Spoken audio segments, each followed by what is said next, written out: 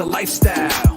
Sports cards and we live now. Jeremy Lee in the building and every guest that you ever needed. Sports cards after hours keep the hobby heated. Updates, hobby talk like you never seen it. Sports cards live and none could ever beat it. Sports cards is a lifestyle. Sports cards and we live now. Welcome to another episode of Sports Cards Live with your host, Jeremy Lee.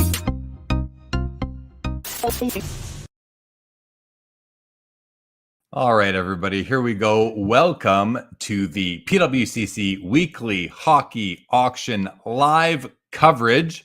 It is Sunday night, September the 17th, 2023. My name is Jeremy Lee, and as always, thank you for joining. Thank you for listening. Thank you for joining last time as well. We are going to jump right in and bring out our co-host, your friend and mine, Mr. Josh Madigan of the Hockey Cards Gongshow. Josh, how's your week been, buddy? It's been good. We're in the beautiful season in Minnesota where the weather's actually nice. We get like 10 days a year. So we're soaking it in right now. Got the dog out 3 times today for a walk. It's been awesome, man.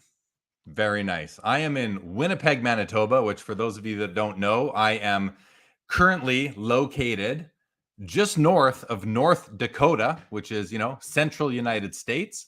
That's where I am. And it looks like I may actually be here now for the Thursday PWCC premiere show as well with our friend Adam Gray. But that is not till Thursday. But do keep in mind, big premiere episode coming up, PWCC premiere auction episode coming up this coming Thursday. Amazing auction they have going on then. But tonight we are here to focus on the weekly hockey auction. I believe there's 201 hockey cards listed tonight, ending tonight, I should say, in the PWCC weekly auction. I believe this is weekly auction number 87, which is kind of hard to believe. Josh, we got started back in the 50s or 60s. I think we're coming up on our 30th episode of doing this show together, which is a milestone in and of itself. Pretty cool to think about that. But about 201 items in the auction tonight. We have selected 42 to look at, which is a healthy number for us, Josh. And I'll just let everybody know right off the top here. I don't remember the exact number, but like 7 or 8 or 9 of them are my cards that I can sign to PWCC. So I'm excited to let you know which ones those are when we get to them. And, hear what you think, Josh, about all the cards. Of course, there's some cool stuff tonight. There's one card I think is totally hilarious. I can't wait till we look at that. You guys will see it. Before we do jump in and get into the cards, let's say good evening to the professor. Always good to see the professor in the house. Jake Dahl, happy Sunday to you. Double V. Mike, what is going on? Welcome back. Our friend Name is here. Name, always good to see you, buddy. Louie, let's go. Happy Sunday night. And Mike says lots of vintage tonight. Josh, when you reviewed the auction, preparing for an episode of the Gong Show where you talk about the PWCC weekly, did you notice the same thing that Mike did, that tonight was a nice vintage night?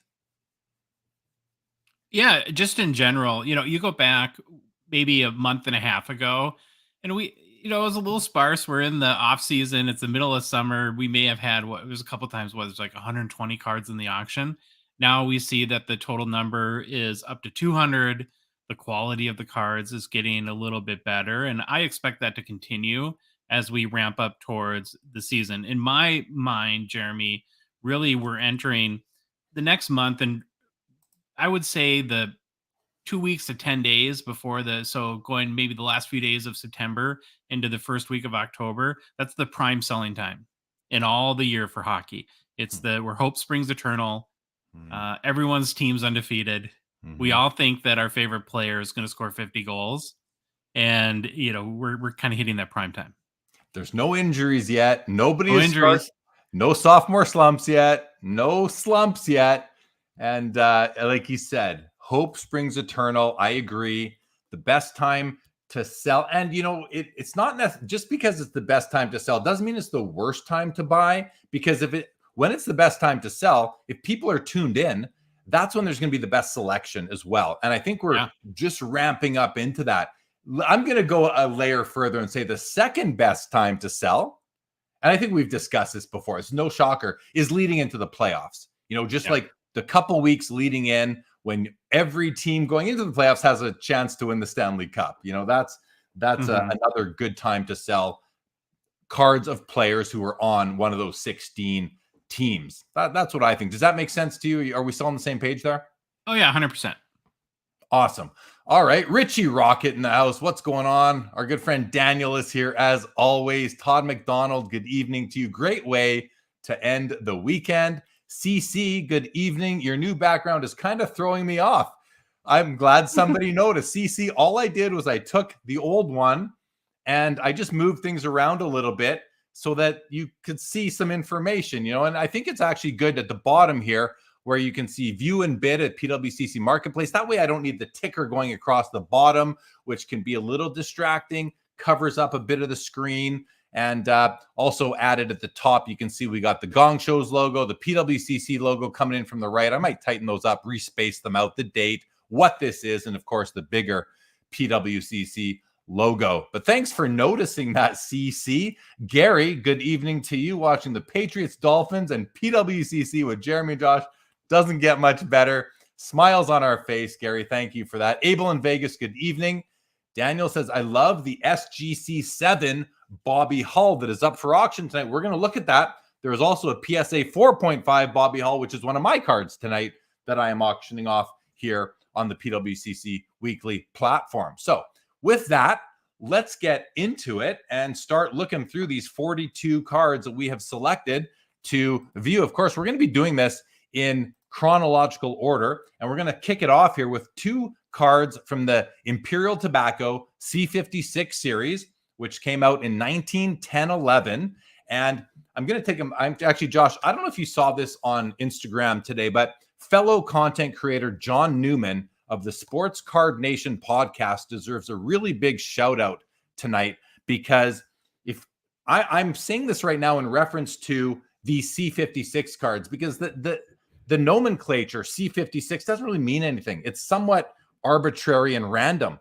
But the gentleman who came up with the convention for naming all of these pre-war tobacco era, candy bar era cards from the teens, the 20s, the 30s, even the 1800s, his name was Jefferson Burdick.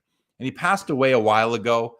And John Newman from the Sports Card Nation podcast visited Jefferson Burdick's grave site today or yesterday, and he visited it yesterday just to see it, I guess, and he noticed that his gravestone was a mess, hadn't been cleaned in years, type of thing. He went back again today, and he cleaned up this man's gravestone as a steward of the hobby. And I thought that is headline worthy. That is something that is just so cool, and he kind of did a service to the hobby by doing that. And then I read in a discussion with him that not only did he clean up Jefferson Burdick's gravestone, he also cleaned up his parents' gravestones, which I thought was just going above and beyond. And I want to just express, a gratitude. And I just think it's important that we know that he did this. I think it's really cool. And Jefferson Burdick, along with Dr. Beckett, in my mind, are the grandfathers of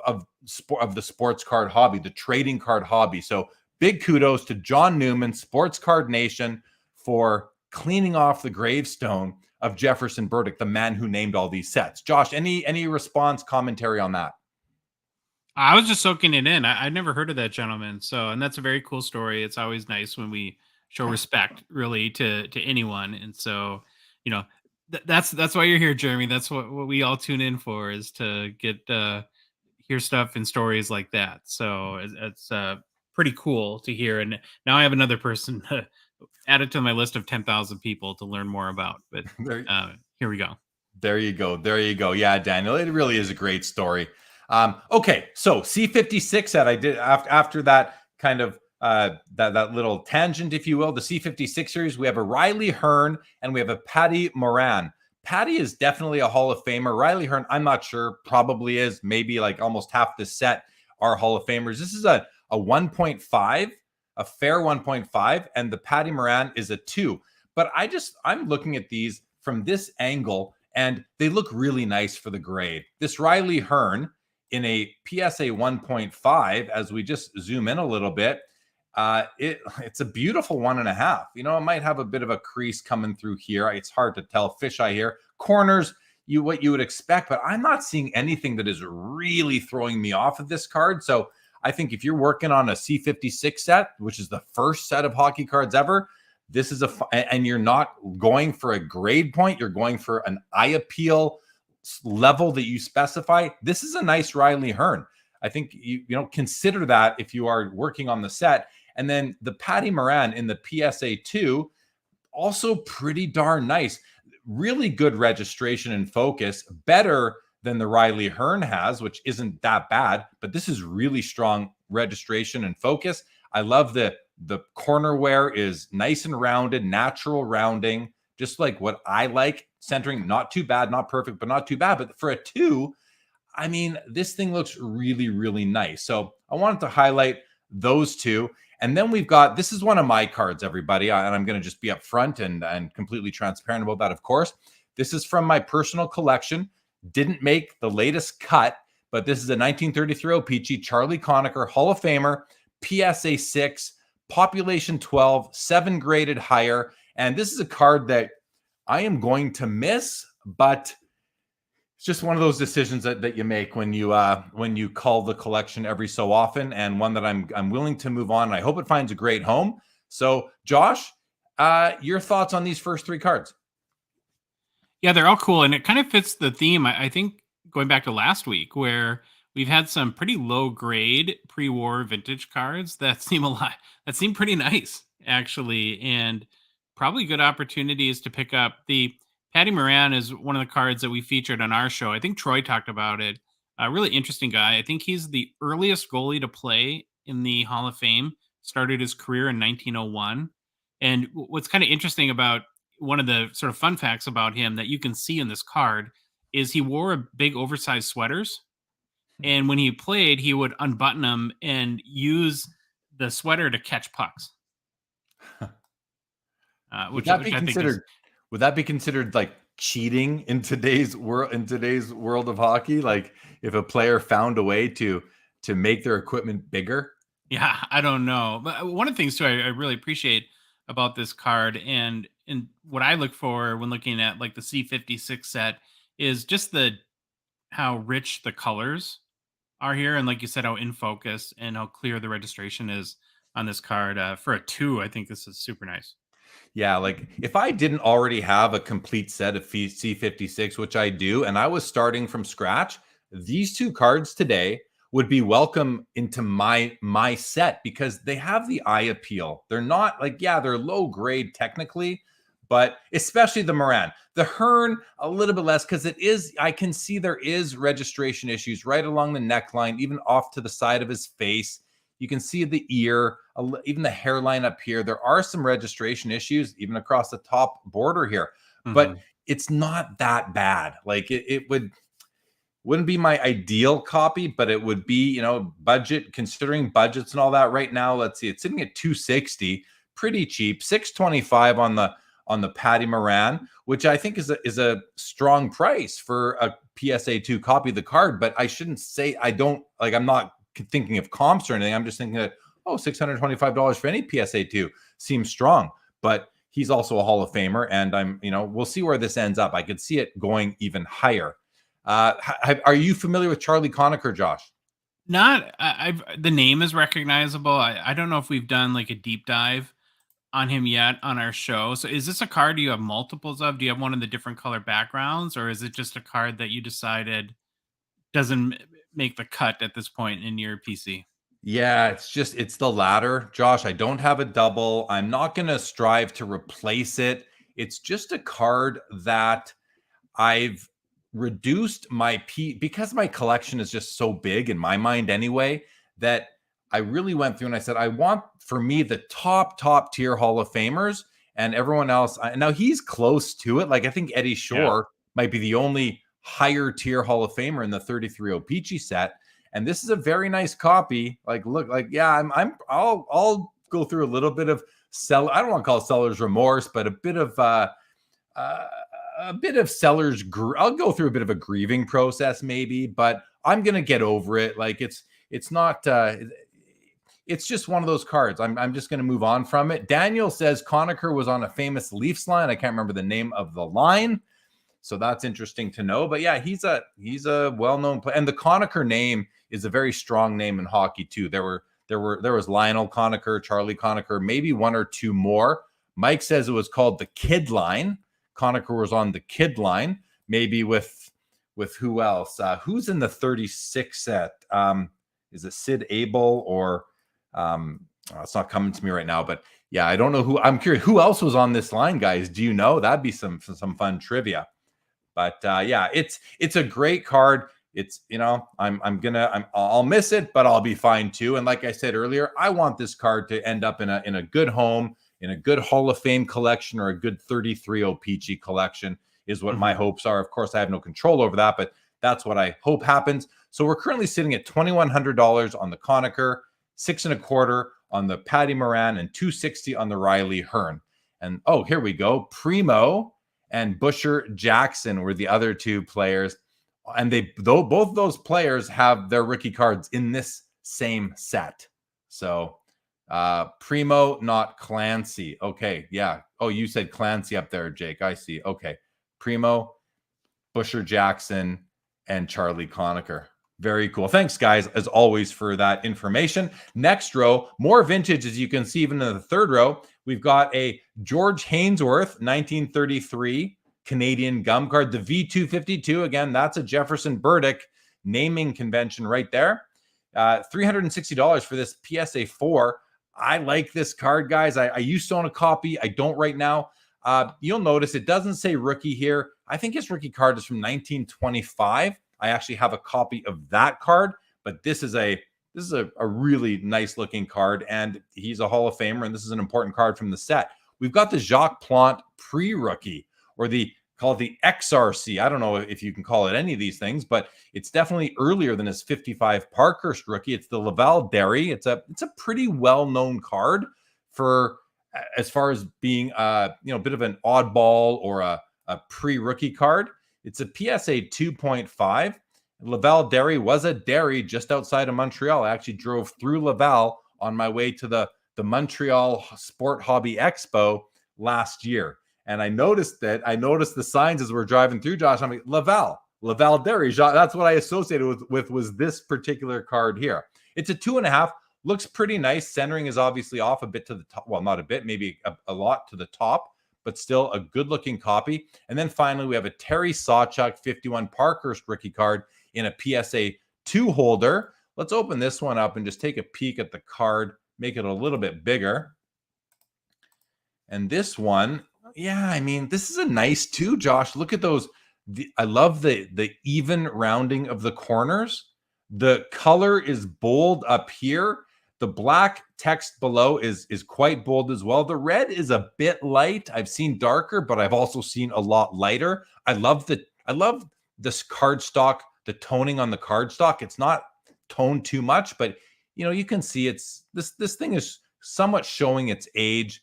This is really nice for a 2, actually. I like this a lot. You can see the centering left to right is off. It's got a little bit of clockwise tilt, but a really nice card overall, in my opinion. How about you, Josh? What do you think of these three?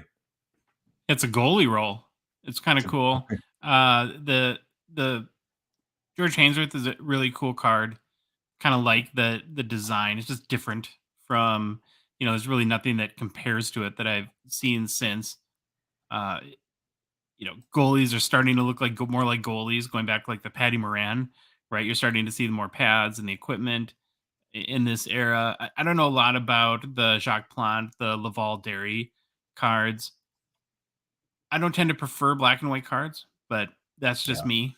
And then, the Sawchuk is nice. Again, it continues that trend of low grade, really high appeal card. You'd almost expect like a 1 or a 2 to be pretty beat up. And sure, it's off centered a little bit, but it's a nice looking card.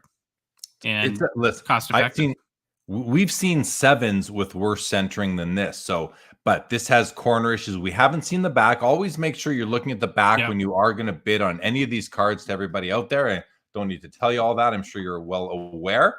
Continuing on with this and more vintage. So Jean Beliveau, this is a PSA 4 with the above average eye appeal rating by PWCC, meaning the top 30%. So let's take a look and see if we agree with that assessment.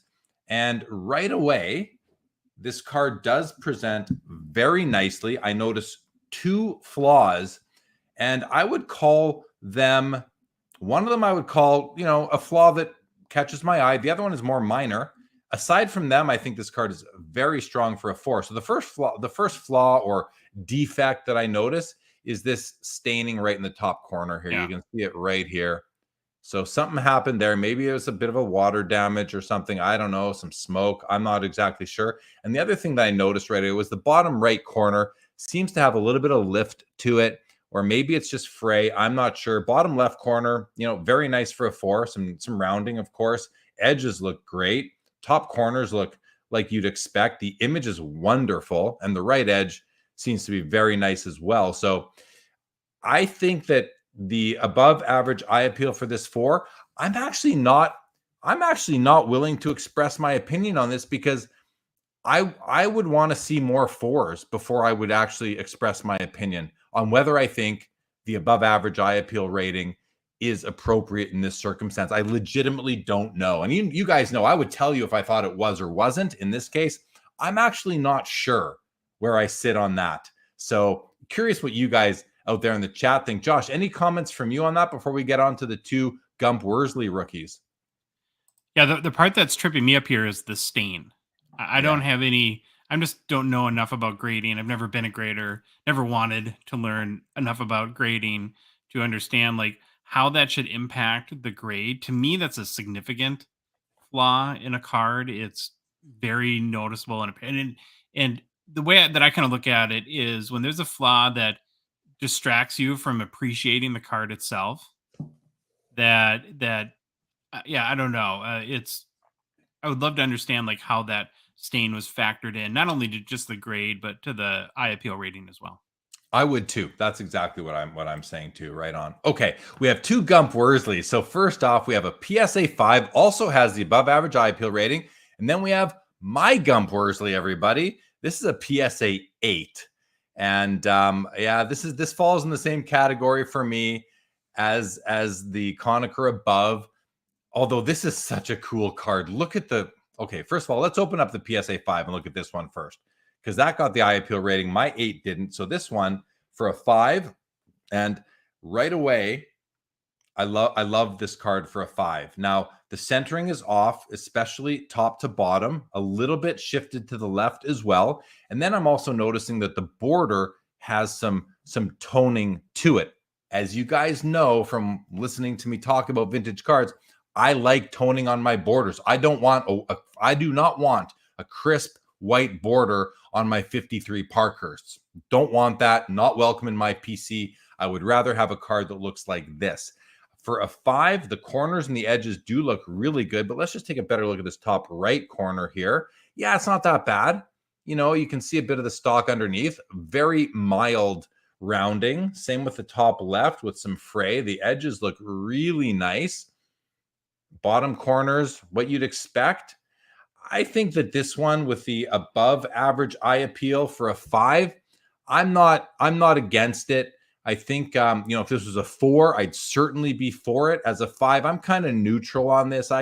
For me, it's kind of a flip of a coin whether or not I would give it an above average eye appeal rating, but it is a beautiful copy, and this is a copy that would be welcome into my collection.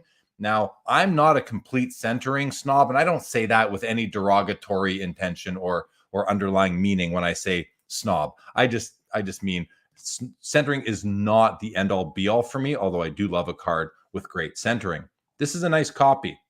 And then my copy here no longer mine as of tonight. This is a PSA 8. And yeah, I like it because the edges are not like sharp white. They are slightly toned. The corners and the borders I meant, not the edges. The corners and the edges, however, are nice and sharp on this card. Centering is like, it's not perfect, but it's probably, like 52.5, 47.5 in both vertically and horizontally. And I've enjoyed this card, and I'm going to miss it. I love the image, but Gump Worsley for me is just didn't make the cut. And, as I'm making adjustments in my collection, and I always encourage everybody, we are free and allowed to curate our collection as we want and to allow it to be fluid and to change it up. And I encourage that. I think it keeps us on our toes, and it allows us to also adjust to our own changing desires, goals, and what attracts us to the hobby. What are we buying? So anyway, this is mine, hoping it really ends up in a great home. And if you're someone who buys any of my cards tonight, please let me know. I'd love to hear about it. Josh, before you jump in, I just want to bring up Daniel's comment. I think it's so cool how these 53s have a copy of their autograph ahead of their time. Yeah, the 52, and Daniel's, you probably know, 52 Tops Baseball had facsimile autographs as well. And I don't remember if 52s did as well. 52 Parkhurst Hockey did as well. I'm not sure off the top of my head. I don't think, no, maybe. I'm not sure. I can't picture it right now. Did they? Someone let us know. Josh, your thoughts on these 53 Parkhurst cards? Well, all iconic cards and really an iconic set. I've always felt like, probably said this before, it's kind of like a Norman Rockwell feeling to the, I think I grew up, my grandma had like Norman Rockwell like calendars or something like that. And I just remember always seeing those paintings always around. A question I have for you on your Gump Worsley is that a card? Did you have that for a long time? Good question. I've had this card.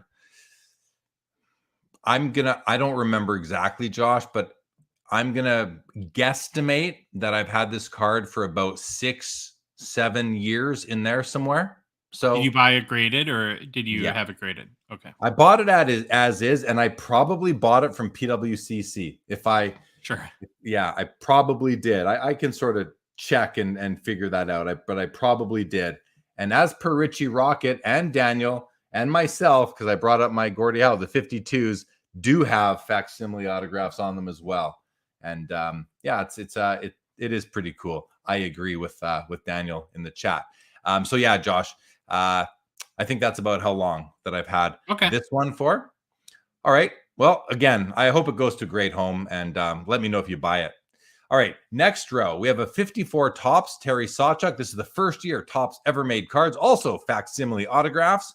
This is a PSA 5.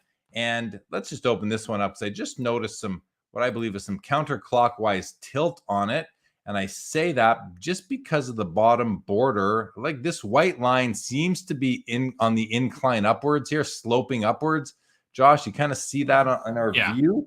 And then you look at the bottom, and the card does seem to be flat in the holder. So I think there's some slight counterclockwise tilt, but that's very common. So decide if that's okay by you for your collection. But otherwise, this card is really nice. I mean, that image is popping. Look at those colors, Josh. That red is just popping off the card. What do you think? I think this is a very interesting card. And it has to be like a snowflake as far as the pose that Sawchuk is in. I can't imagine there's another hockey card with a goalie who is in that same position as he is. Very unique in that regard. Definitely. Staying on the theme of goaltenders, we have a 57 Topps Glenn Hall. Now, this is low grade. This is a PSA 1 with a MK qualifier. MK means mark, which means that there are some sort of pen or pencil marks on it. I'm guessing that is these three things right here. Although if you drill into this lot, you might see additional markings on the back. We've got a very solid crease running right through it, right here from end to end, as if this card was bent in half at some point. Lots of creasing going on down here in the bottom left quadrant. You can see a bit of surface wear to the top, including this little, I don't know if it's a fisheye or if this is just, I think it's actually just surface wear to his hairline. So that's a critical area of the card. But this is graded as conservatively as it can be, as a poor one with a marking also on it. So this is the kind of card, to me, this is a filler card for somebody who either, listen, either you are collecting a super low grade set and you just want the card, or you want to fill in that slot in your binder as you're working on the 57 top set and like a placeholder until you find something nicer. So pretty low grade on this one, but it's gonna make somebody happy. And then finally we have another one of my cards. This is a 58 top, and this one is a double, Josh, by the way. Yeah. This is a 58 tops Bobby Hull card number 66, last card in the set. It's a PSA 4.5. I bought this. I bought this in a collection from a vintage collector several years ago now. This is, I think, one of the last cards I still have from that collection. And I do have a nicer copy myself. Like if I had a lower grade, I shouldn't say lower grade. If I had a copy, the grade isn't as important to me. But if I had a copy of this card that I didn't like as much as this one, I would have kept this one. I would have either upgraded by the technical grade, or I would have upgraded by downgrading the technical grade, whichever I felt was the upgrade. But in any event, this one, I acquired this with the sole intention to move it when I did acquire that collection, and to turn it into other cards in my collection. And in any event, this one is up for auction, as you can see, and it's a very nice 4.5. I'll just pop it open and give you all a bit of a better look at it. The real detractors of this card, there's two things. First of all, the centering. You can see it's off center left to right. Now, this is an extremely difficult card to find centered, so this centering is actually pretty good, but look for yourself.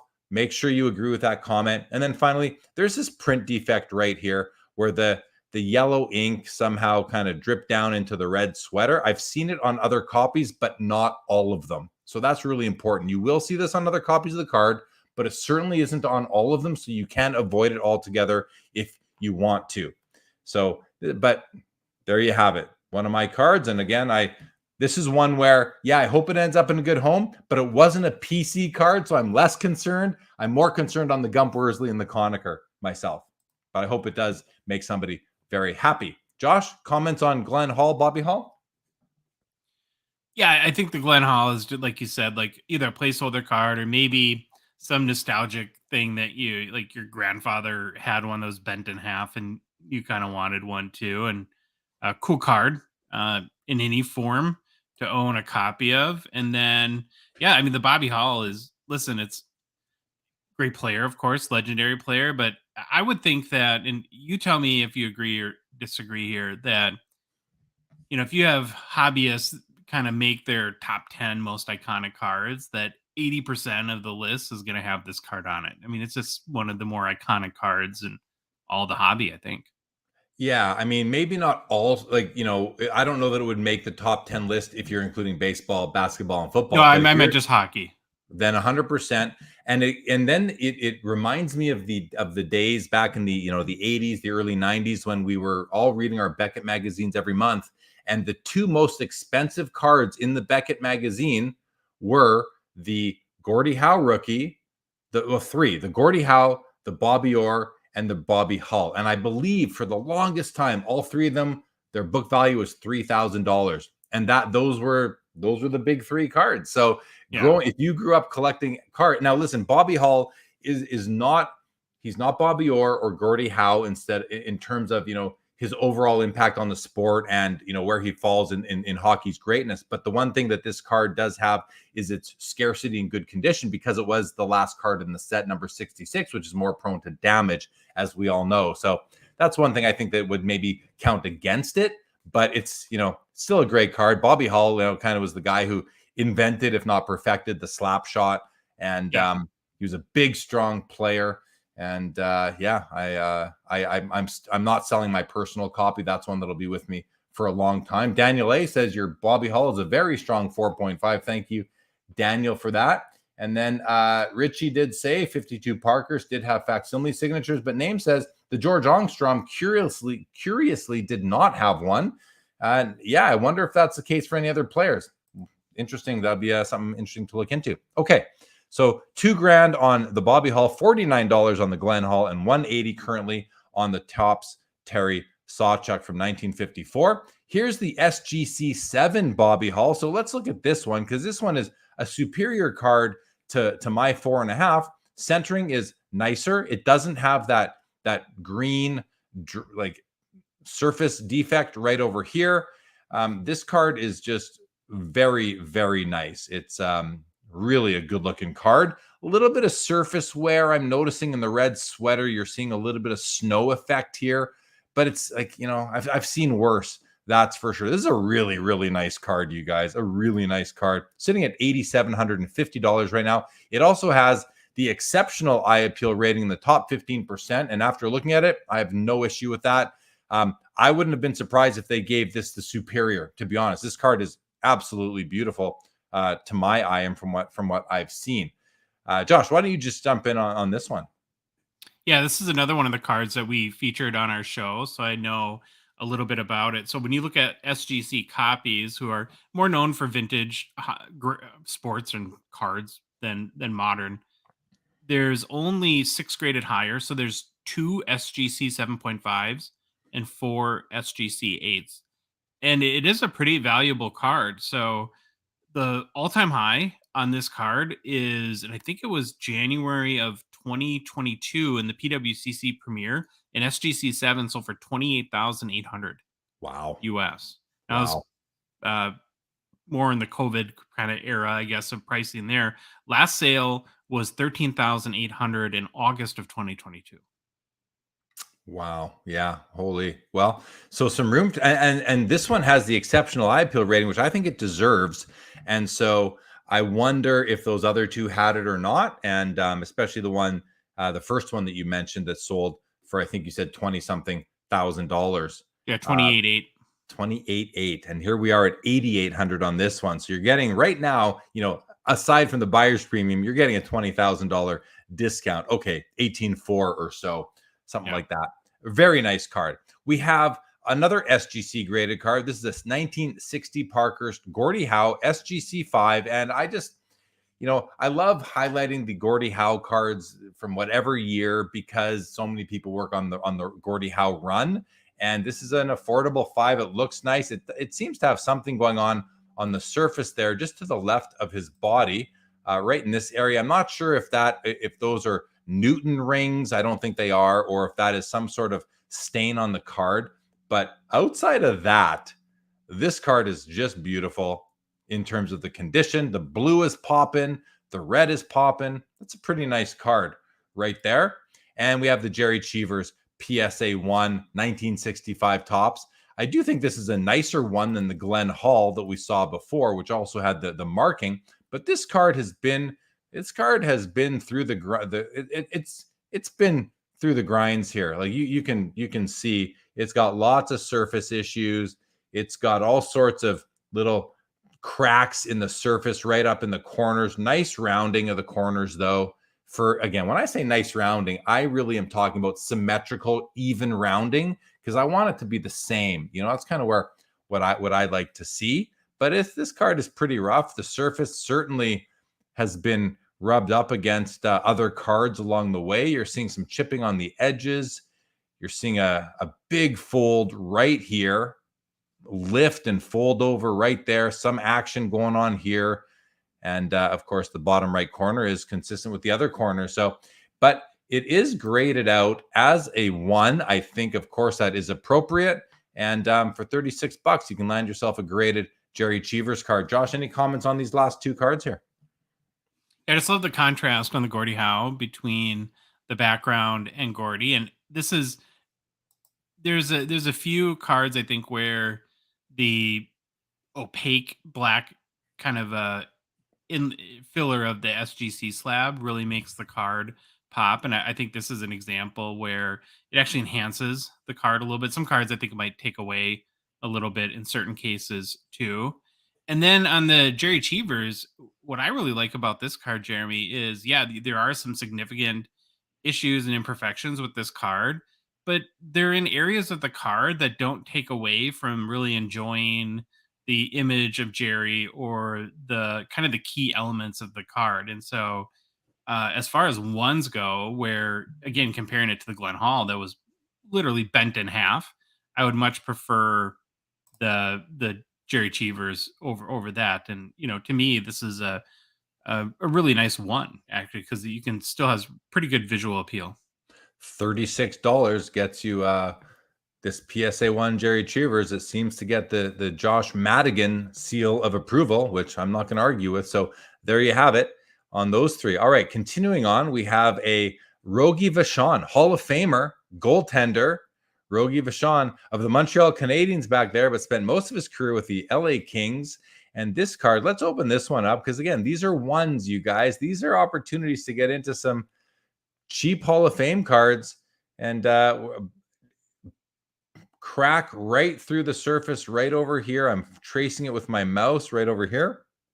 Corners are, I mean, this corner up here it's been worn away. Like you can just tell this has been worn away.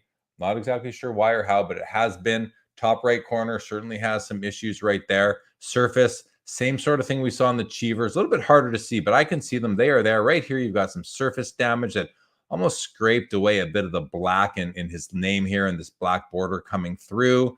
Bottom corners worn away evenly, which I want them to be even if they're worn away. And overall, a similar card to the Cheevers that we just saw. Do you right, Josh? Like it looks kind of close, doesn't it?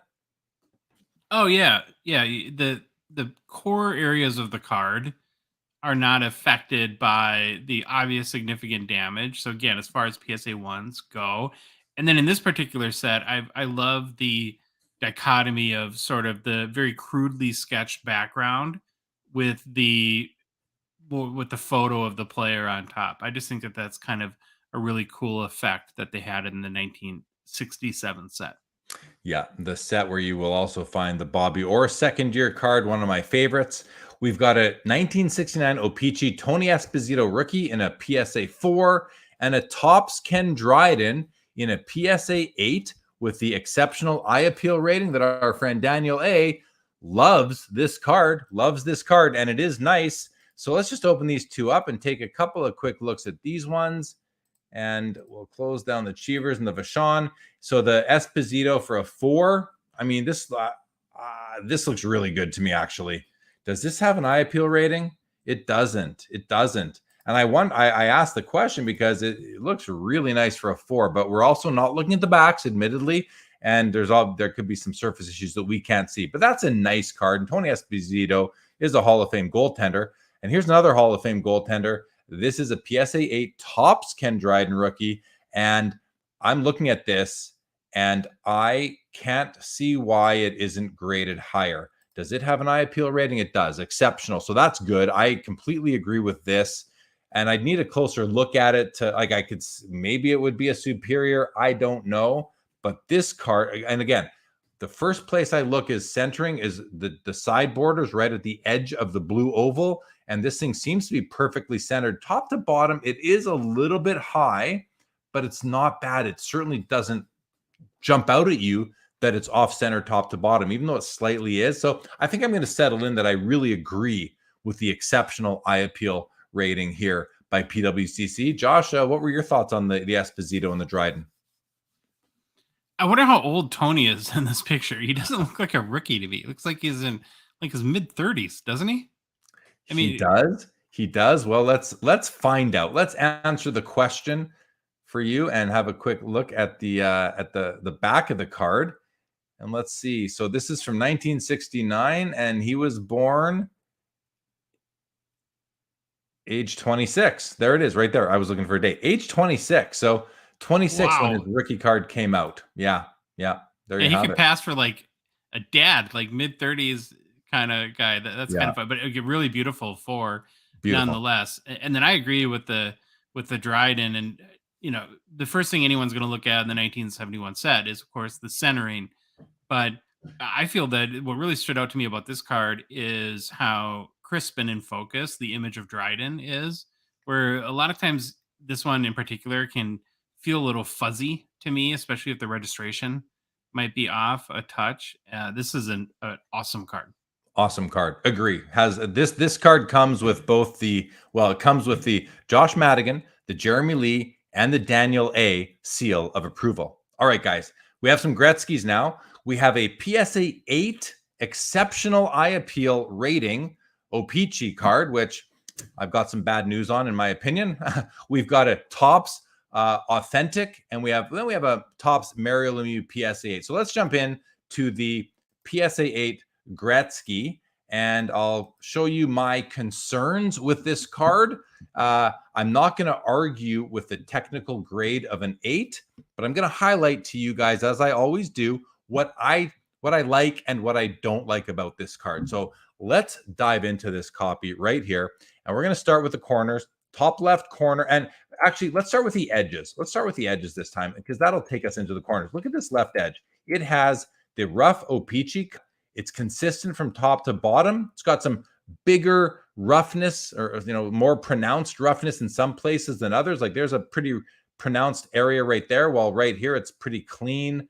You come up, a couple more pronounced areas, but overall, that's the O-Pee-Chee rough cut. The bottom edge doesn't have nearly the roughness that the left edge does, which is normally the case. The right edge, same thing, way less than the left edge. And the top is kind of right where you want it to be. That's almost my perfect rough cut O-Pee-Chee edge. Corner-wise, when we look at this top corner here, it's really hard to figure out where the corner is. Like, is it up over here at the edge of the white fray, or is it in the inside where the blue ends? I'm not sure. That throws me off on this copy. The top right, the corner just isn't a sharp 90-degree angle. So that is of a bit of a concern to me. The lower right corner is the sharpest one we've seen so far, and the lower left is not. So we've now covered edges and corners. Centering, easiest to assess. The centering on this card is easily amazing, and is obviously why it got the PWCC Eye Appeal rating of, and which does this have? This has exceptional, so top 15%. Now, I don't agree. I think that at best you could give this the top 30% because of the image itself. The image is blurry, and we can see why it's blurry. Let's start at the top with the words Edmonton and Oilers, and you can see that the magenta plate, the Oilers, is on a higher plane than the Edmonton word is. It's shifted up higher. So to me right there, red flag on registration. Look at this top border here. See how it's white in here, everybody? You see my mouse moving? See how it's white in there and it's white in here, yet it's red in here halfway up. It's the same thing. The magenta plate was placed higher on the cardboard than it was meant to be. So you're seeing the effect up here.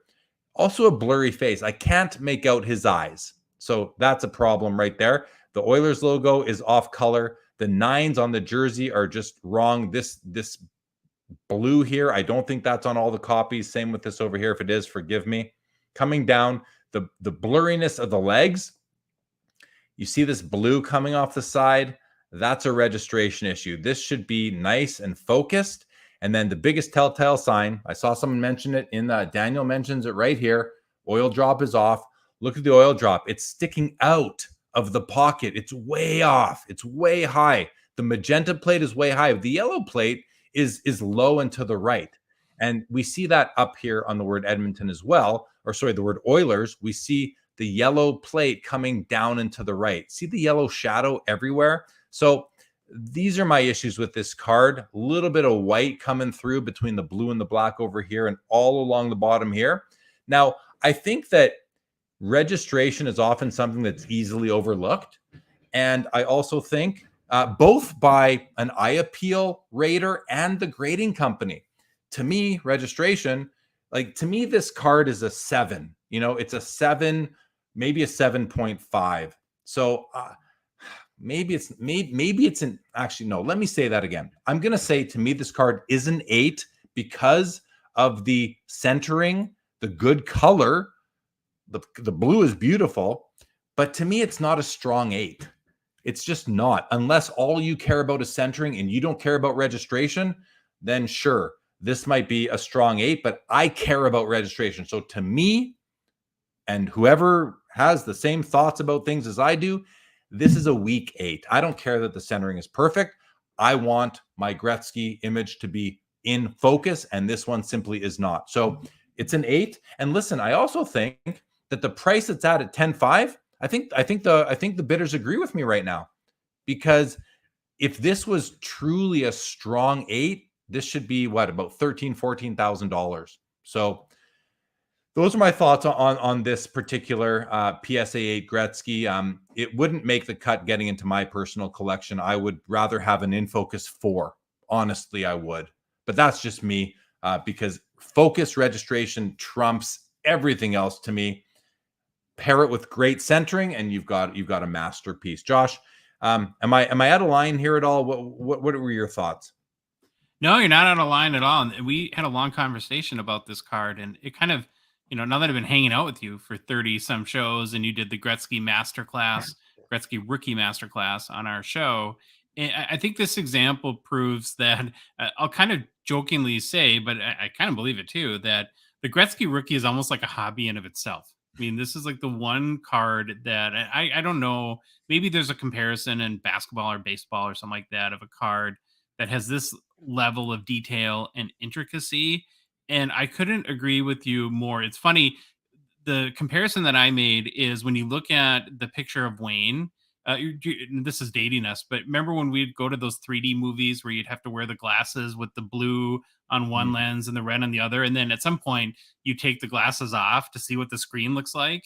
And that's what Wayne Gretzky looks like in this card. It's a train wreck in my estimation. And I really wish, Jeremy, that we could find a way, or that we could get the grading companies to come together. And I guess the way to do it would be consider on vintage hockey, at least that's what I care about, to really consider registration as part of the surface grade. It should be part of the surface grade. I agree. Or there needs to be, and maybe the grading companies do assess it, but they don't outwardly talk about it the way Beckett put subgrades on. But to me, registration is eye appeal for me. So those are our thoughts on that one. Proceed accordingly if you are looking to add this to your collection. And listen, if you still like the card, if centering is the most important thing to you, I mean, the card has decent corners and edges, assuming that the issues I mentioned with the corners are not issues, because I can only see what I can see on my screen here.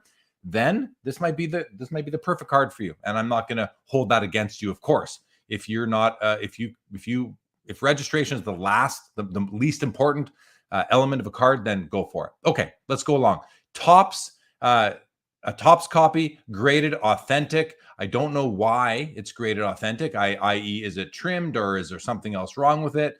I'm noticing the streak coming down it, but this is on the case, not the card, as we can see. So don't worry about this area right here. It does look like it does, to me, show sign. I seem to feel like it shows signs of being trimmed.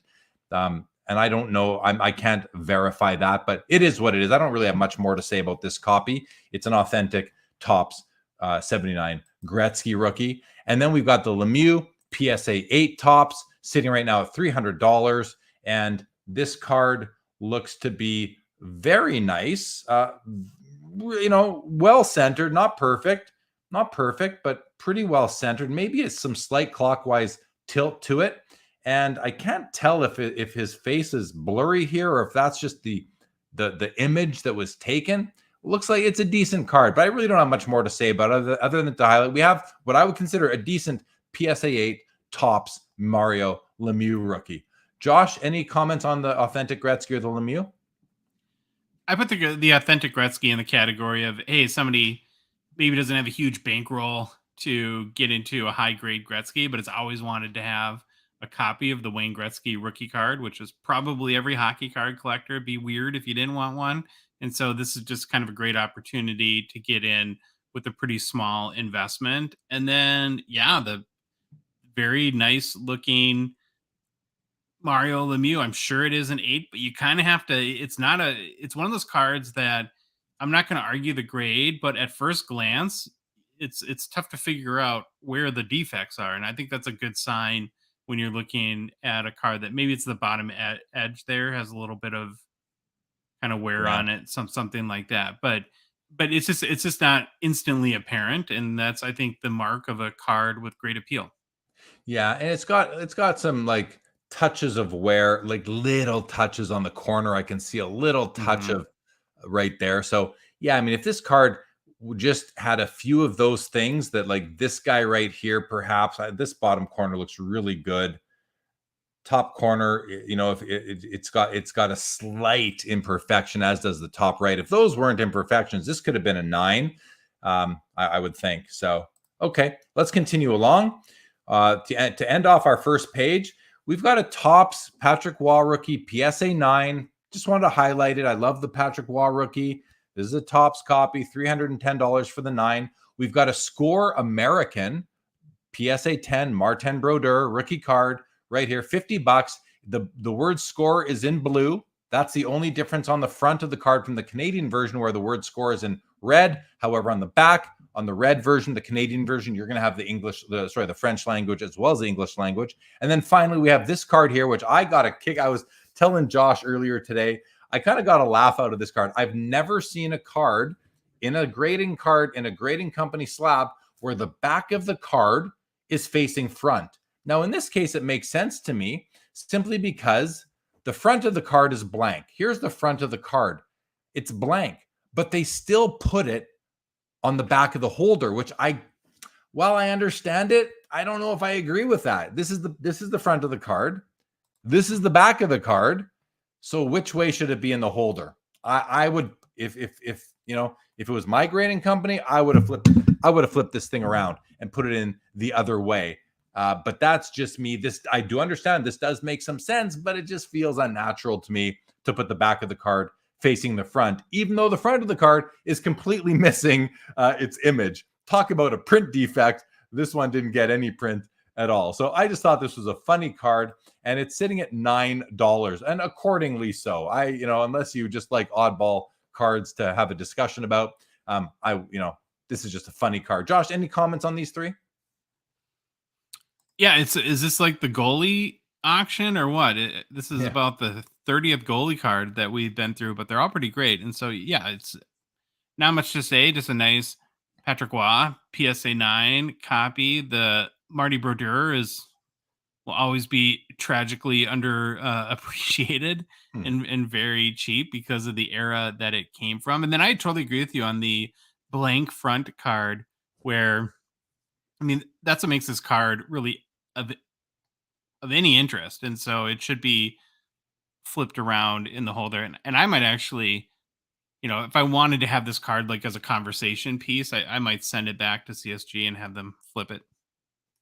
Right. There you go. Okay. And which would cost you more than the $9 you'll have to pay for it, possibly $9 tonight. Okay. It's a conversation card. Like, it's one you buy because when your collecting buddies are around, you want to, and they're showing their valuable piece of their collection, you say, well, I've got something better than that, and just put that on the table and everyone will get a kick out of it. Yeah, no, I'm with you. All right, let's move on now to page 2. We've got an Ed Belfour PSA 10 Upper Deck rookie. Simple as that. $33. I love this card. It's out of 10,000, which does deter me from it. It shouldn't, because it's still a really cool looking card. It's an early insert, 94. It's called Inserts, which I love. Back before insert was such a generic term, these guys named it Inserts, and it's a PSA 9. It's a nice card, numbered out of 10,000. And then we have, this is my card here, Gretzky Ultra Power PSA 10. This kind of, I'll just kind of say it. This card kind of looks ugly right here in this image, but is a very hard card to photograph. All of this dark border is actually green sparkle, to the point where if you touch it, it can almost come off on your finger. It's like glitter in a way. This is actually a very nice looking card, but as I explained last Saturday, it's one that just did not make the cut for me. And I've since done I actually took a video of my Gretzky collection, so I can share it, and I will sometime, probably on Instagram. But this is it's a cool card, and it's one that I will miss a little bit. It's a population 8, only 8 of this card in a PSA 10 holder. I think that makes it pretty special. Oh, look at that. The Elite Series did sell for $57. So, Josh, anything you'd like to say about these 3 cards? Yeah, your card actually had stood out to me. I'd never seen this before. It's I feel like the 90s is the mid to late 90s, I should say, is like a treasure trove of undiscovered, for a lot of us in the hobby, of just really kind of amazing cards. And now I'm even more intrigued to see this one in person someday, given your comments that it's one of those that just doesn't photograph real well. Yeah, it really doesn't. I just could go to a couple comments really quick here. Daniel says, Jeremy, analyzing a Gretzky rookie is one of my favorite things. Not going to lie. Appreciate that. Jake says I could write a book on the Gretzky rookie. So much creative. Thank you, guys. I appreciate that as well. Daniel says the French Belfort is more rare. I believe that to be the case as well. And the professor is bidding on my Gretzky Ultra Power. Awesome to hear, Professor. Good luck to you. I hope be great to know that went into your collection. I have enjoyed the card. Okay, continuing on. This row includes another one of my Gretzky's. I think, Professor, you bought a copy, the same card. This is a different copy, but the same card last week. And when I said I have the same card, I kind of didn't even remember that I was selling it, but here it is. It's up for auction this week. So this is my PSA 8 SPX Finite Spectrum card. This is numbered out of 300 on the back. It's a cool card. It's got this like set in really cool SPX logo. I'll just blow it up really momentarily here. You can see the foil logo right in there on a hockey rink. The face-off circles are there. SPX Hockey Finite 98. It's a cool looking card, but one that I'm just not totally in love with. So we'll let that go. Hopefully it finds a good home. This Gretzky autograph, the 04 Legendary Signatures in a PSA 10, sold for $930. Pop 6. Great card. Look at that beautiful autograph. Congratulations to the new owner. And we have a Sidney Crosby 08 limited logos, BGS 8. The autograph has a 10, numbered out of 50. Very nice card right here. 2-color patch, not the craziest patch, but that's not the worst thing either, that it's not the craziest patch. So, Josh, over to you on these three. Yeah, we talked about the Crosby limited logos quite a bit. And I'm honestly a little bit surprised that the bidding isn't higher on this card. It's not a rookie or anything, but when you look into the sales history of these, and we've gotten to know, and I'm sure many guys too, limited logos collectors are very fervent in their collecting, and they get a hold of these cards and never let them go. I think the last time one of these specific from 2008 went up for sale was 3 years ago or something like that. And so if you've wanted an earlier Crosby, or your Crosby collector, you a fan of limited logos, you're right. It's not the sexiest patch ever, but it's a nice auto. It's a decently graded card. It's a 10 grade on the auto. It might be 3-4 years before another one of these comes back up for sale. Yeah. I'm just looking at the sub. Centering is what brings the grade down to a 7.5, but I don't even notice that it's off-centered. Like I can't tell where the off-centeredness is. So that's almost laughable. Like if this was a 9, this card would have graded, an 8.5 probably. So I consider this to be better than what it. I don't see the off. Am I missing this? Like, where is it off center? It's so hard to tell on cards like this that don't have. And one of the things that I like about this card in particular is it does have a lot going on, and there are different iterations of limited logos that maybe are cleaner, maybe more of a minimalist feel. But I like the fact that, given that there is a lot of design elements to this card, that they made that kind of window for his autograph on the card. So his autograph is very clear. It stands out. It doesn't fade, like kind of bleed into the design of the card.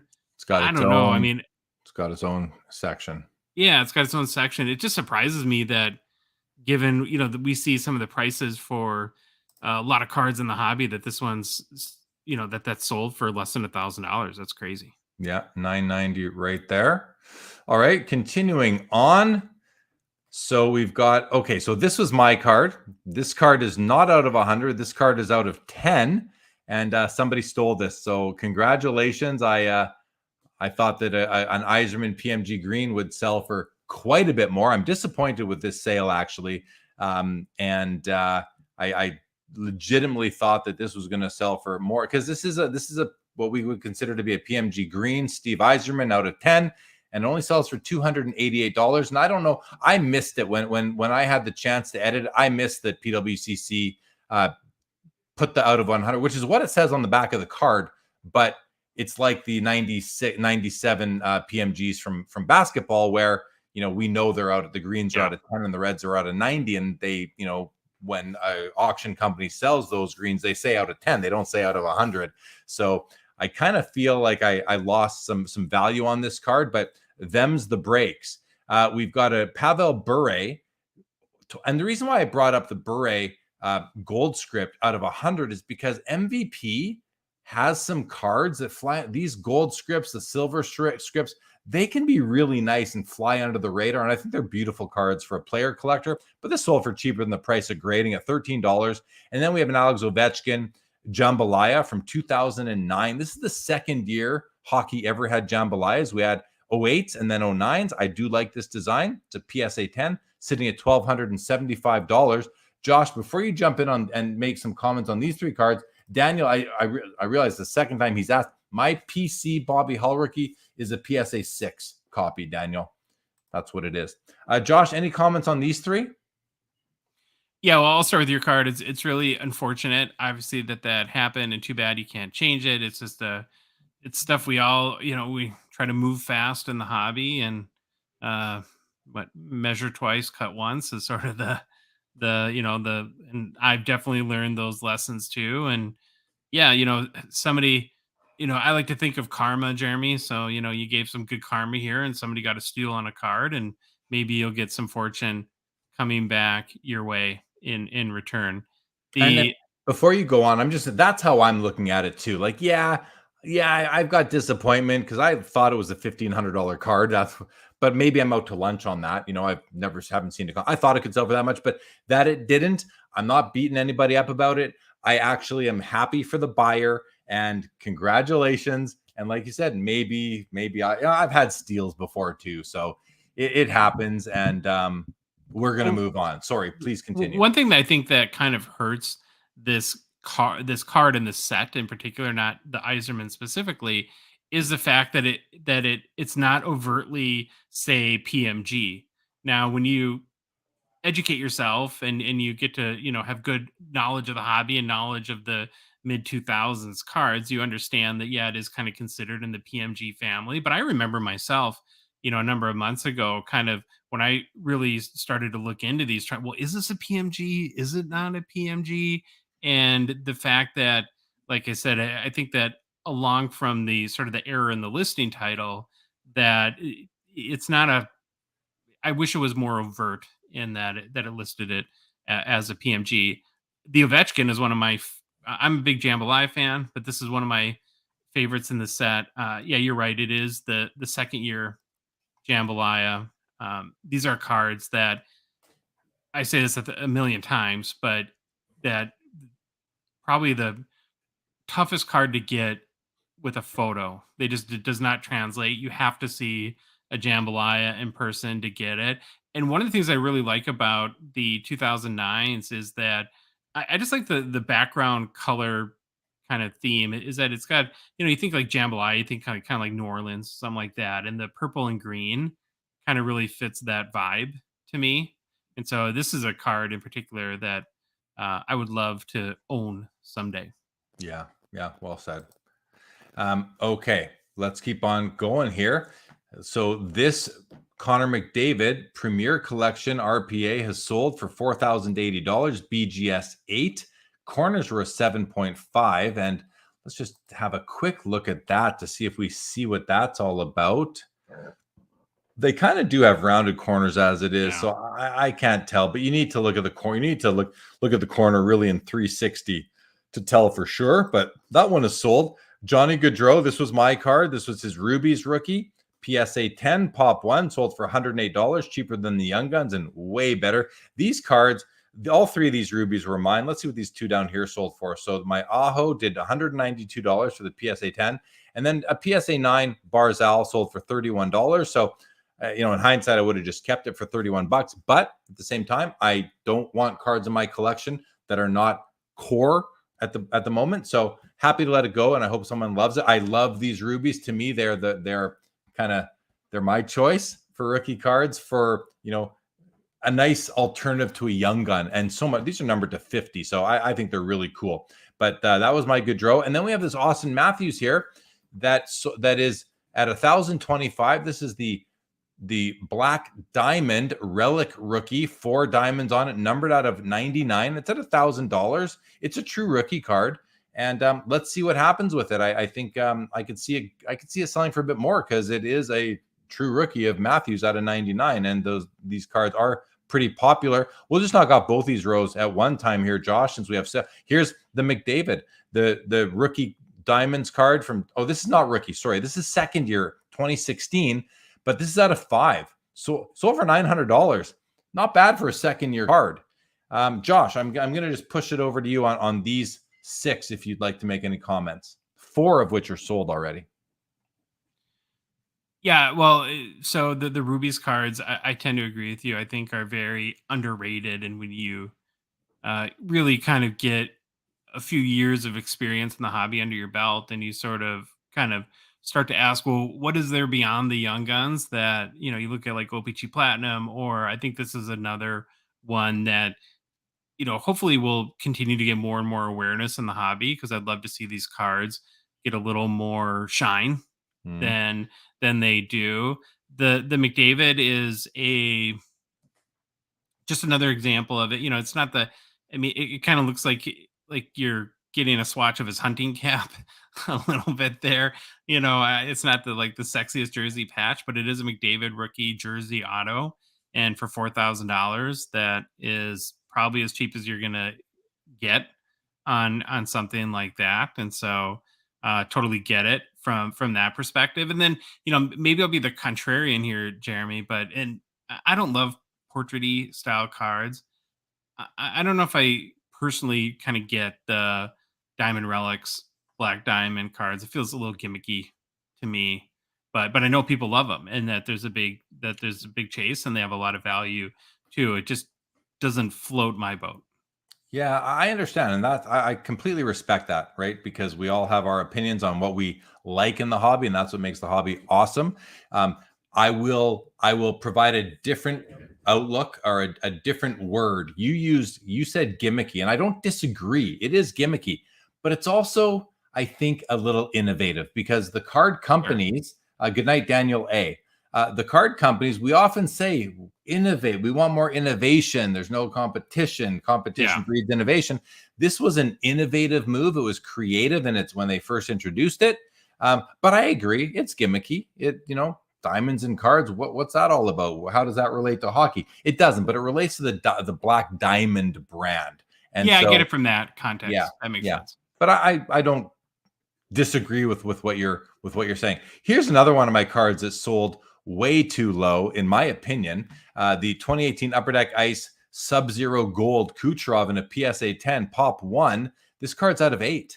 I mean, these cards are under the radar, and I hope almost that I've sold off I kept some of my other players, sold off the Kucherov. He's not a player I'm interested in collecting myself, so I'm happy to let it go. But people should look into cards like Rubies. And I'm saying, listen, I love these cards. I love the Sub-Zero Golds. I have several still in my collection. I love the Rubies. And, I think it's fair to say, if I love something that, maybe maybe I'm over the radar on them and they're not under the radar. Maybe I'm in the minority that I like them, but I think these cards are flying under the radar. It's partially why I collect them. Also, I think they're really cool. But this one, I could have seen this card selling for $400 or $500 if more people were tuned in and maybe knew what it was. And maybe by this card selling for $50 and us talking about it, perhaps that will raise interest in it moving forward. And I'm happy to kind of take the punch tonight in the interest of other people doing well with these down the road, or just more people tuning into them and wanting to collect them, because they are pretty cool cards. This was my Connor McDavid Fanimation BGS 9.5, $900. I think I'm kind of okay with that price. Thought it could have gone for a bit more, but I'm okay with it. I'm just over the Fanimations right now as a collector. And then finally, another jambalaya. Josh likes these. This is the Metal Universe McDavid from 2020. It's at $1,675. Josh, I'll ask you actually to respond to some of my comments, on the Sub-Zero Golds. Were you familiar with these cards? Did you know that they had veteran cards out of 8? The rookies are out of 24. the Fanimations. I know you've talked about I think you like Fanimations. And then, of course, you got the McDavid Jambalaya, which just got a bid right now. So over to you, Josh. Yeah, I was familiar with the Sub-Zero, but not enough to understand the parallels of it. And listen, Kucherov is one of those guys that has little to no hobby relevancy, and if you just looked at his stat line without a name, that wouldn't make sense to you. It's part of that, I guess, that Bermuda Triangle in Florida that we talked about. But very cool cards, and I still feel like Upper Deck Ice is, there's the Ice Premiers cards that have kind of given it, that's probably its what's the word that's escaping me now? The kind of identity card in the set. And I thought Ice was really good this year, but as far as like a prominent set in the hobby, it's got a little bit of work to do, and maybe that's part of it, is just a lack of general overall kind of recognition of what these cards is. And I think that affects a lot of cards' values, is that, and go back to the Rubies or go back to the Yzerman PMG, is that if more people kind of understood what this card is and how rare it is and why it's special, that there would be more of a chase. And that's just something that might take time. As far as a fan, I'm generally not a big fan of Fanimation. I've actually argued with Upper Deck a little bit, because they'll try to make one of the things that Troy and I have been very vocal about is sort of the need for a cross set. I guess maybe like similar to the Young Guns acetate, but not a Young Guns card. A card that's a real big insert chase, and you'll draw the comparisons to like a Downtown or Kaboom or Color Blast, and often, whether it's Upper Deck or other people too, will retort with the Fanimation, which I just don't think kind of is at the same design level. But what I will say, and I think that your old card here that's sold is one of the nicer Fanimations that I've seen. I mean, it's a really kind of cool image, and so yeah, that's one of the nicer ones. And then the Jambalaya, I'm not as big a fan as the 2020s. Like, I would, if I got to choose, I get the fact that probably the McDavid will sell for more than the Ovechkin. But what I don't love about 2020 is that there's just too many Jambalayas. They had EPAC equivalents, and this is where I think Upper Deck got a little off the rails as far as kind of muddy in the waters with some of these really key card brands. And so I'm, listen, I would take it if you gave it to me, of course, and it's a cool card and it looks awesome. But I think for the money, that the 2009 Ovechkin, in my opinion, is the better buy. I agree. I mean, where I really agree with you in your rationalization on the Jambalaya is when there are the EPAC achievement parallel version. To me, Jambalaya, there should be one copy per year per player, and not every year. So now when you're putting out a second version of the card, it just completely ruins it for me. I shouldn't say completely. I would never, ever chase the EPAC exclusive version. I don't even care if it's rarer. I don't want that. I want the pack pulled copy. So this is the one I would want. But I'm also of the opinion that, to my taste, there's, like you said, there's too many. There's too many PMGs now. There's too many Jambalayas now, and I'm done collecting them. I'm done adding them to my. I will not be adding PMGs or Jambalayas that come out in the 2020s or forward anymore. I'm done. I'm gonna focus on the earlier versions of them. Love them, but I'm not going to continue to chase them. I would rather that there were new insert themes coming out. Even use the same Jambalaya stock, but change something about it to make it different and give it a new run. There were some cards that came out in the 1990s that were Jambalaya-like, but were not Jambalayas. And the cool thing about them, and I'm going to show you guys what they are in a moment, but the cool thing about those cards was that when people do talk about them, they will actually say, like a Jambalaya. And it's true, they are like a Jambalaya, but they are not jambalaya. So here, I'm going to show you what I'm talking about right here. They were called the EXE Exceptionals. And just to show you guys, I'm going to just do this for a moment. Here's the Peyton Manning that I have.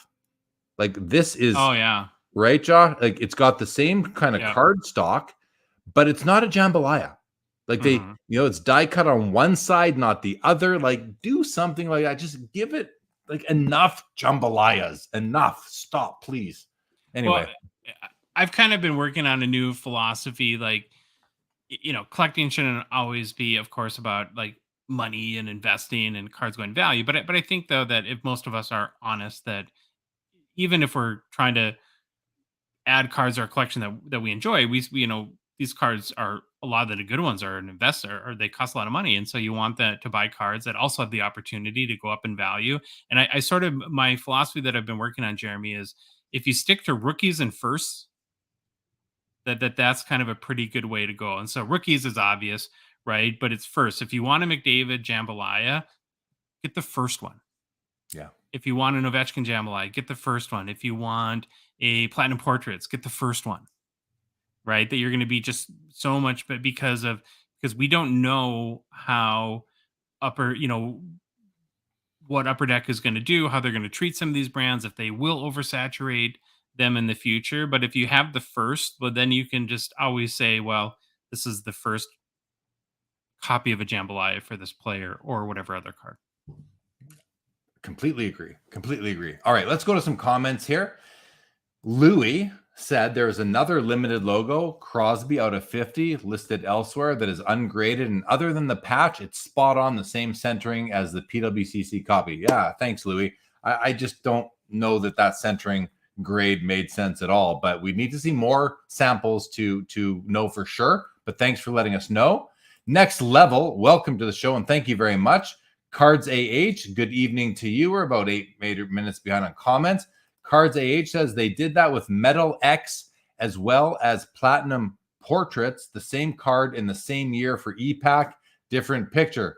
Yeah, I will not be collecting the Platinum Portraits or the Metal X. As cool as I think they are, as soon as you throw out an EPAC parallel exclusive, like it just ruins it. Well, what they did with the metallics was it was a pretty tough chase, and because it was a big subset within the metal release last year, but then they did the EPAC achievement. I think it was on like 499, and that just kind of creates such a bad perception that these cards are no longer scarce at that point. Yeah. Okay. And then the professor says the EPAC jambalayas are identified as such and seem to be lower value price though. Jambalaya and other sports, non-sports drives appeal though. I don't understand that second sentence there, Professor, but the first one, yes, they are identified as EPAC exclusives. We know they're identified that way, but yeah, thanks for the info, but doesn't change anything for me. Card says I actually invested in a Platinum Portrait for the collection, not knowing I was buying a Platinum Portrait or that they even existed. I don't get that. Do you understand what that comment is saying, Josh? Sorry. Oh, you fell into a good card. Yeah. At the very least, because they're pretty cool. And then the professor asks, does jambalaya equal kabooms as far as hobby appeal? I mean, yeah, maybe. I mean, obviously jambalayas predate kabooms and jambalayas. But I think that kaboom is considered, by many to be kind of like the 2010s version of jambalaya, Panini's version, perhaps, of jambalaya. So I think, Professor, that is not a completely inaccurate analogy. I think it's more accurate than inaccurate, but it's very subjective. So I can only speak to what I think and how I've heard other people describe it. Card says, sorry, I bought an EPAC Platinum Portrait. Okay. Not knowing you were buying it and that they even, that's the other thing, is that sometimes you might not even know as a buyer, unless you're informed, you may not know that what you're buying, that there's any difference between the EPAC exclusive and the regular. You might want the regular and end up buying the EPAC exclusive. That can happen too if you're not really paying attention to the details. So I hear you on that. Okay, let's go back to the auction and run through. Looks like most of the items have ended. So the 2 C56 cards, the Riley Hearn does $372, the Patty Moran $840. My Charlie Conacher does $2,520, and I do think that's going to be an all-time high. I remember negotiating with someone on this card for sale when I was at the Toronto Expo last year, and I think I had it priced at 2,000 Canadian. They came up, they were offering 1,600 Canadian, but would not budge more. And this thing just sold for over 3,000 Canadian. So I'm glad I didn't let it go. I think my hunch was right that this was a great card.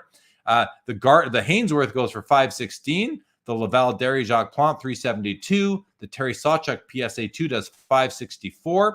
The Beliveau PSA 4 with the above average eye appeal rating does $1590.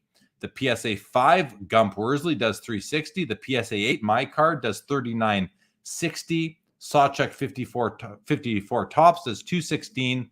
Glenn Hall PSA 1 still alive at $100. That's the only card still alive so far. The Glenn Hall. My Bobby Hall PSA 4.5 does $3360, which I think I'm pretty happy with that. You got a lot of bids on that because when we started the show, that was in the 1,000s, wasn't it? Yeah, it was like 17 something, I think, or 18 something. Yeah. Oh, Steve Beek in the house. Steve Beek says, I think Kaboom is closer to the Panini version of PMG. Yeah, maybe because the Kabooms have parallels now, as did the PMGs have 3 colors. So yeah, Steve, you're probably right about that. I'm not going to disagree. Hey, good to see you, buddy. Thanks for joining and letting us know you are here. Continuing on, the Bobby Hull SGC7 beautiful copy does 10.5. So Josh, that's significantly less than the 28K that it sold for last time. The Gordie Howe 1960 Parkers does 180. The Jerry Cheevers PSA 1 does $96. The Rogie Vachon PSA 1 does $38. The Tony Esposito PSA 4 does $86. I think that's a steal for that. It's a beautiful 4.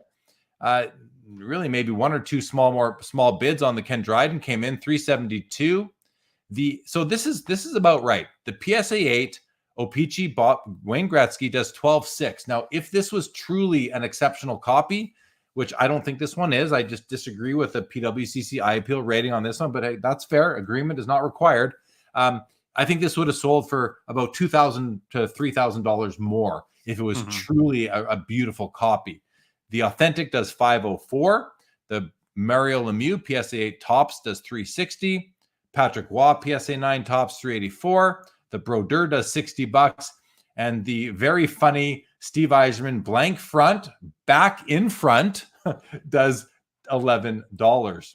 And then on page 2, the Bell 4 rookie does $42. The Gretzky Elite Inserts, $57. My Gretzky Ultra Power does $504. I'm very happy with that. If this was Michael Jordan, it would have sold for $17,000, but it isn't. It's Wayne Gretzky, and it does $504. Another one of mine here does $120. The XPX Finite Spectrum, beautiful card here. This Gretzky autograph does $930. The limited logos, Sidney Crosby does $990. Again, these are all sold. The Jambalaya Ovechkin does $15.90. The Bure $13. My Yzerman Pseudo PMG Green does $288. Johnny Gaudreau Rubies $108. McDavid Premier RPA $4,080. $1,320 on the Austin Matthews Diamond Relic Rookie at a $99. Meanwhile, the McDavid second year at a $5 does $900. The Aho Rubies $192. The Barzal Rubies $31. The McDavid Fanimation $900. The Kucherov Sub-Zero Gold out of 8 does $49. And currently still alive is the McDavid Jambalaya at 18.25. It's going to go into the next window, and we are now in the 1 minute window section. So this should happen pretty fast. Go to a couple comments, and then we'll get Josh. Hopefully you have a few things to say, saving up here. First off, I'm going to go up here to the professor. Says Jambalayas are in Marvel collection and other sports is what I meant. Oh yeah, they certainly are. That may create appeal. I think it goes the other way. I think that having Jambalayas in the sports gave appeal to them in Marvel. Same thing for PMGs. I think it's the opposite direction, Professor. Ladies Man says, ever thought of putting your cards up for sale or trade on one of your shows before auction, or keeping that away from the flow of the show? I don't know what you mean by that. Ever thought of putting your cards up for sale or trade on one of your shows? No, I don't sell my cards on my shows, but I do use my content partners as consignment sellers. Pretty much all of them I will sell with. So I think that addresses your first part, or keeping that away from the flow of the show. Yeah, I think he's being critical. I think maybe saying, or are you keeping it away from the flow of the show? So yeah, I think that's what he's saying. And yes, I don't do like any stream selling of my own cards, but if my cards are going to be on a PWCC platform when we're doing the show, I'm going to be very transparent, let you know they're mine, and go from there. Good evening, 90s hockey collector. Good to see you as always. And the professor says, I was outbid on the 96 Ultra Power Wayne Gretzky. The buyer's premium was a factor in my not continuing to bid. Well, the overall price then, right? I mean, the buyer's premium just becomes part of the price. That's how I look at it. But hey, professor, that's the thing. Set your price, your max price on a card, bid up to that. Maybe reconsider it at the final moment if you want to go a bit above your final price. And if not, there's always more cards. There's always going to be more cards out there. I do think that in time, this will prove to be a steal because it is a pop 8. This is a tough card to grade. And I think as Gretzky gains more hobby love amongst the whole hobby, that a card like this from the 90s in such low pop 8 is going to be a much more valuable card. But I'm going to use these proceeds for other things. Professor says, I was hoping to bid on an Oli Lefsa auto, but none were in the auction. Oli Lefsa, Josh. There you go. And ladies and men says, not being critical whatsoever, just meaning you could probably have a show selling and trading some of your more uniques. Yeah, I kind of think, yeah, I thought that's what you meant, ladies man. And it has crossed my mind, but I just haven't done it. And maybe one day we'll see. But thank you for clarifying your comment. And that is how I perceived it. Josh, anything, let's just, before you jump in, it looks like this is now sold. So the McDavid has sold for $23.70. And the other card was the Cheevers that was still alive. Let's see if that's ended now. Where'd it go? Where'd the Cheevers go? I think it's down. There you go. Right here. Sold for $96. Was that the last one? Yeah, they've all sold. All the cards that we were watching tonight have now sold. I'm just going to scroll through to confirm. And it does appear to be the case. So we can close up the auction. We've gone through all the final sales prices. I think that was a fun auction tonight, Josh. Like I enjoyed these cards tonight, and it's always fun having a few of mine in there too to get to. I think someone got a great price on a couple of my cards in particular, the green Iserman, who if anyone here got that, like congratulations. And in a way, I'm happy for the buyer. I'm not so happy for myself, but I'm also not sweating it, but I'm happy for the buyer. That's a great card. And I hope I'm going to see an Instagram post or something tomorrow, Josh, that says, look at my new green PMG Iserman out of 10 that I got for $288 at Jeremy Lee's expense. So thank you, Jeremy. And I'll be happy for that person. But any kind of final thoughts, anything else you want to talk about before we wrap this up? It was a goalie collector's dream. It seemed like most of the cards were pretty amazing goalie cards. Again, we saw the trend continue of having some really low grade but high appeal vintage cards. And what I appreciate about and sorry, ladies man, I wasn't being negative when I said, I just thought you might be making a criticism, but I'm glad you corrected that. But one of, I think, the silver linings, I guess, to the audience and myself included, when you share these experiences of you maybe selling some of your cards, is just the fact that even the best laid plans sometimes don't work out, right? And that's the way it goes, buying and selling cards in this hobby. That a lot of these auctions come down to the right people at the right time, having the money disposable and the time and attention to compete against each other to make it happen. And sometimes you have a card that you'd be happy getting $200 for that sells for $400, and other times you take one on the chin. And that's just kind of part of life in the hobby, I guess. That's exactly it. And I mean, listen, I did pretty well. I feel like on the Charlie Conacher tonight, I was expecting it to sell for like $1,700-$1,800. It cracked 3,000, I think, right? So yeah, I'm oh no, sorry, it did 2520. So, but it cracked 3,000 Canadian, which is what I do the translation in my head.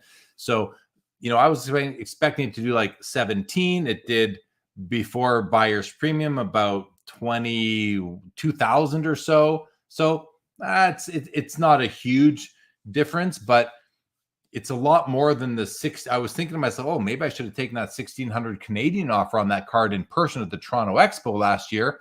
But now I'm going to net more like 20, 25 20s with buyer's premium. So I'm going to net like 2,600 Canadian. So almost 1,000 more than I was offered. I'm pretty happy with that. And if I were to say, oh, maybe I should have taken 1,600 Canadian, well, I apply that 1,000 to the Yzerman. All of a sudden, oh, look, I got 1,200 for the Yzerman. I didn't. I recognize that. But these are the things that we use to rationalize when you smooth it over all the cards that I've sold tonight. I'm not going to lose any sleep over the Gretzky. Oh, sorry, over the Yzerman. I'm just not. Yeah. And the other thing that when I thought you were almost going to say about it was I'm just going to show you guys the card for a second because I'm going to make a critique on the design of it. So here's the card. And it's kind of dark, as you can see, but yeah, if see this like almost rebar kind of steel design element up here and down here, if they just didn't do that and instead it was green throughout, this card would be a lot nicer. Like I do not love the design of this year. One of the reasons why I moved the card, I love Steve Yzerman. I like collecting Steve Yzerman, but this card aesthetically does not please my palette. So I was willing to move it out of and it was a personal collection card, but I moved it for that reason. And so maybe that's what held it back as well. Not just the fact that, we know it's out of 10, practically speaking. Maybe it's not just that wasn't listed in the title where it says out of 100 here, because it's really a copy out of 10. It's like the first 10 are green, the next 90 are red. So in any event, I think your comment is good, is a fun comment that, it actually adds a fun element, I think, to the show when you or me, and it's been me so far, are selling some cards, because you get to watch our authentic, or at least my authentic kind of response to these cards selling what they're going for and hear my thoughts on them. So pretty cool, pretty fun. Yeah, I don't sell many cards. That's my problem. I got to actually start doing that. And I'm actually, we're setting up at a local trade show on Saturday for the very first time ever. So I'm going to have my virgin experience as a dealer at a trade show, and we'll see if I like it or not, if it ever happens again. But I'm more of a buyer than a seller, unfortunately. Good stuff. Louis says, Peace Boys, Gong Show podcast tomorrow. Yeah, the Gong Show pod will drop at 3 a.m. late tonight, early tomorrow morning. So catch that. And also the PWCC Premier live auction show with myself and Adam Gray will be this Thursday. And, a little bit of a sneak, not a sneak peek, but a little bit of a hint. I also have 2 cards in that auction that will be selling. So, let me guess. Okay. Because I know all 6. Are they hockey? Please don't guess. No, I know there's, I've got the hockey cards memorized. There's PSA 10 Lemieux rookies, both tops and OPG. Wouldn't be one of those. There's a Austin Matthews NHL Shield 101 auto. Wouldn't be one of those. There's an exquisite McDavid RPA. I'm gonna tell you this. The card I hope it isn't, because my favorite card in this auction is there's a UD Black, Gretzky, and McDavid from 2015, McDavid's rookie year. It's a dual auto. It's out of 3. Tell me that that's not your card. It's not my card. Yeah, that's not a card I would sell. So, okay, now I'm gonna have to go back. And then there's one other card that I must have forgotten, because there's the. It's okay. We can wait till Thursday. It's okay. It's okay. I mean, I have no reason not to share. It's just kind of like building up the suspense. But if you, it's the one you didn't name. I'll put it to you that way. Okay, and it's escaping me right now, but I know it'll come to me in a minute. And then, yeah, one hockey card, one basketball card of mine in this this month's premiere. So that'll be on Thursday. Adam and I will be covering that. I believe Karn will be joining us as our special guest later in the night. Dave Kaplan says many of those Topps Gretzky RCs were undersized and not trimmed. Yep, that is the case. And Cards AH thinks the duel is Mr. Foch's. That's my friend Steven. And maybe it is his. I'm not sure. But all right. Well, listen, let's wrap up. And thanks everybody for joining. This was a fun one. Congratulations on your sales. Congratulations on your purchases. If you purchased cards, we know the professor, I think I don't think you picked one up tonight, Professor.